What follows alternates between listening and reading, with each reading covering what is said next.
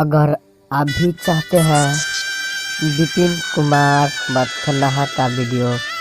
सबसे पहले आप तक पहुंचे तो सब्सक्राइब और बेल घंटी दबाना न भूलें।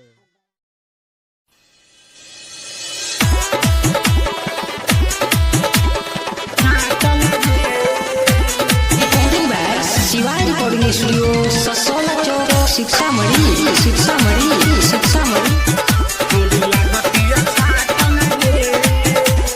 डीजे अरमान एकर जो बना बकाटल रे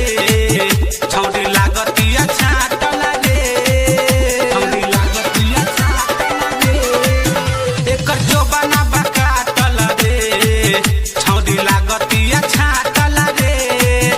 पूरा गाँव के लइका के छौड़ी आई चाटल रे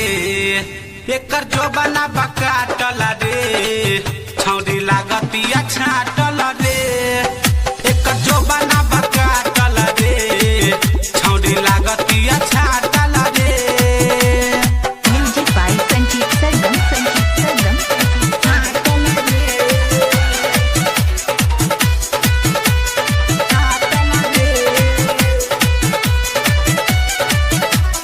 डीजे अरमान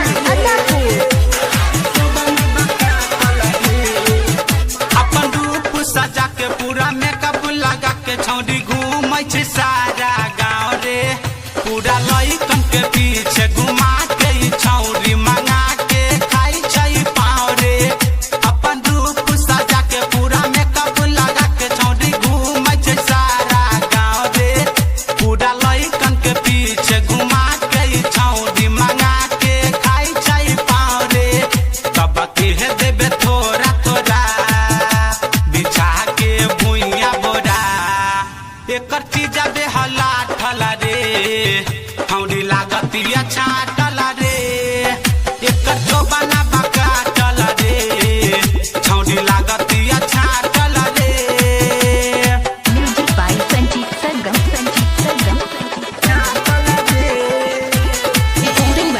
शिवाय रिकॉर्डिंग स्टूडियो ससोला चौक शिक्षामणी डीजे अरमान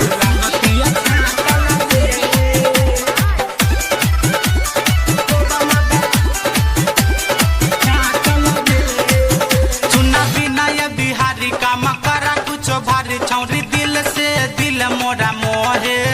पूरा ना काके छोड़ी छौड़ी नया काके जोड़ी पूरा गावे गावे भातरा खोजे सुना सूरज सुपर काम करा तू पर छौड़ी दिल से दिल मोरा मोहे पूरा ना काके छोड़ी छौड़ी नया काके जोड़ी पूरा गावे गावे भातरा खोजे कुछ कह रसा यार बारे आई छौड़ी के भीतर बारे एकर चीज दुनुआ ठला रे छौड़ी लागतिया छाटल रे एकर जो बना बकाटल रे छौड़ी लागतिया छाटल रे रिकॉर्डिंग बाय शिवाय रिकॉर्डिंग स्टूडियो ससोला चौक शिक्षामणी